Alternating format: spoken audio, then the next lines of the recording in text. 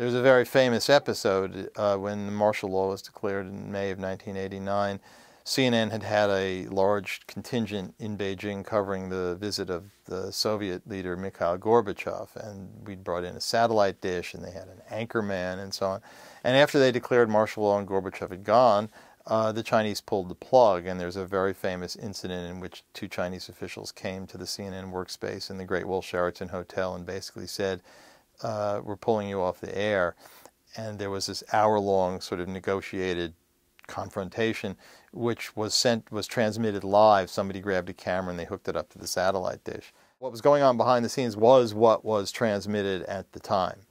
That was one of the reasons why that episode remains one of the kind of remarkable pieces of TV news footage, because it was the behind-the-scenes episode as it played out, except you sitting in your living room were watching it.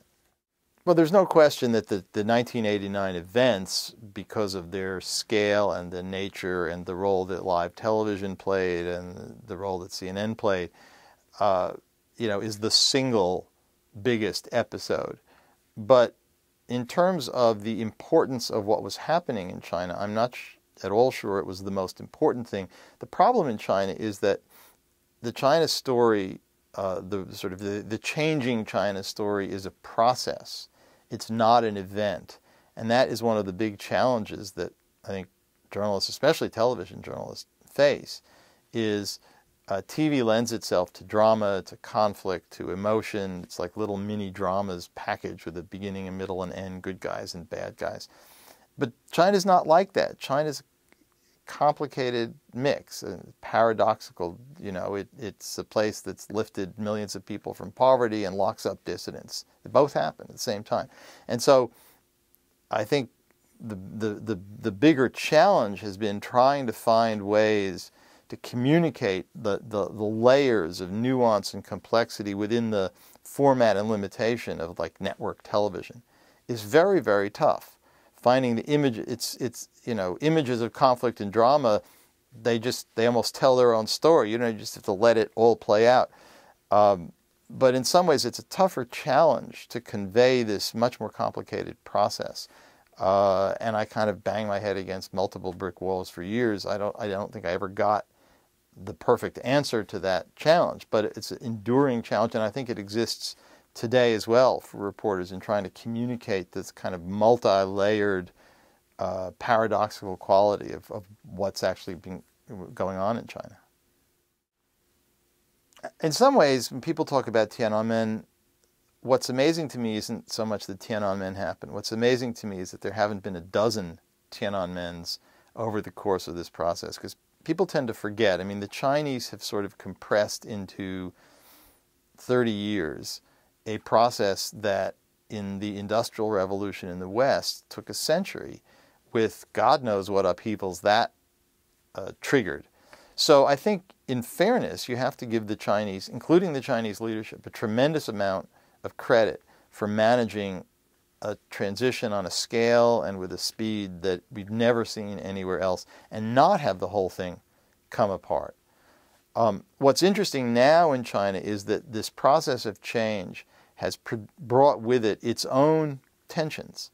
You have a kind of emerging middle class who now care about things like the environment, quality of life, corruption, and so on. And so a lot of the tensions that you see in Chinese society today are very different from what the protesters in 1989 were talking about.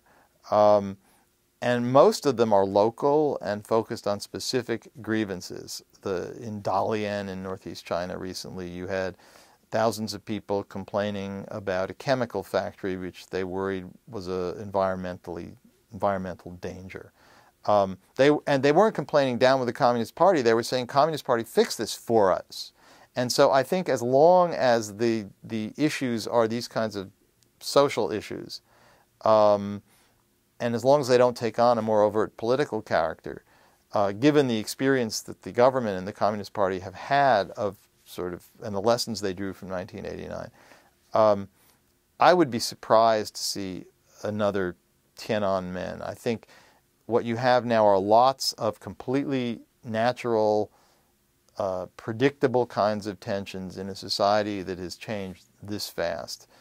The challenge for the government and the party is going to be how skillfully can they manage it, and beyond just squashing it. They've got to actually address issues if they want to keep economic development going and they want to improve the lot of the population, because there is this kind of unspoken bargain between the government party and the public, which is basically we'll give you a chance to improve your lives and get rich and have more personal freedom to live your life as you want, and you don't challenge our monopoly on political power. And so far that's worked. I think the majority of people have bought into that.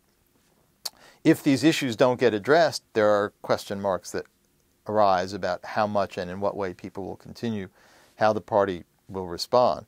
So I think it's a different set of factors driving it, and I think between that and the lessons that the authorities learned about managing these protests, I'd be very surprised to see anything like 1989 happen in that form again.